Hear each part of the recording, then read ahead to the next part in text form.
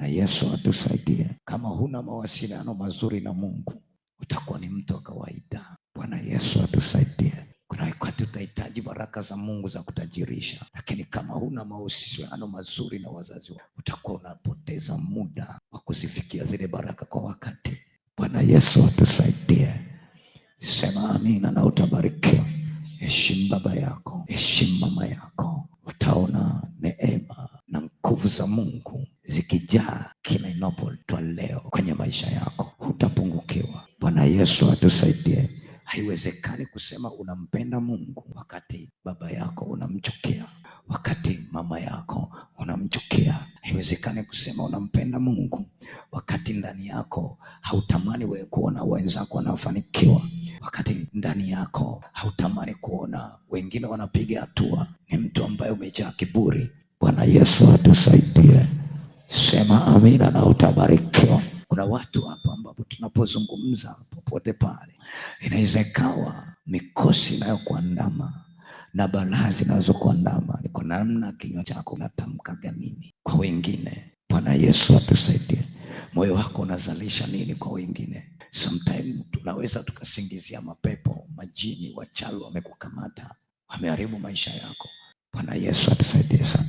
Kumbe ni mahusiano yako tu na Mungu hayako vizuri.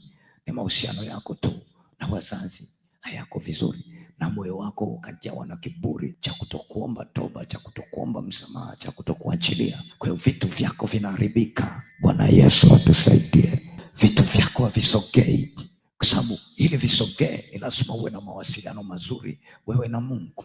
Ili Mungu atambue kazi ya mikono yako, ni lazima umtii yeye, ni lazima umsikilize, ni lazima umbebe yeye kwanza. Bwana Yesu atusaidie. Inaweza ikawa ninaongea na mtu ambaye haoni matokeo katika kazi za mikono yake, kwa sababu mahusiano ndio ameyabeba zaidi, akachukua nafasi ya Mungu. Hata Mungu hamkaribishi tena katika kazi za mikono yake. Bwana Yesu atusaidie.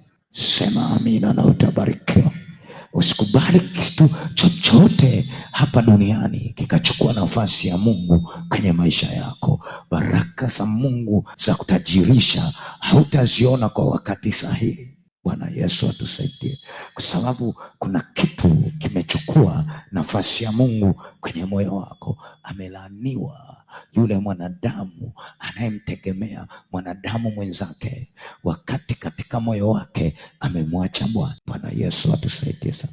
Ni heri uwe chini ya mwanadamu, lakini huyo mwanadamu ambaye huko chini yake uhakikishe hachukui nafasi ya Mungu kwenye maisha yako.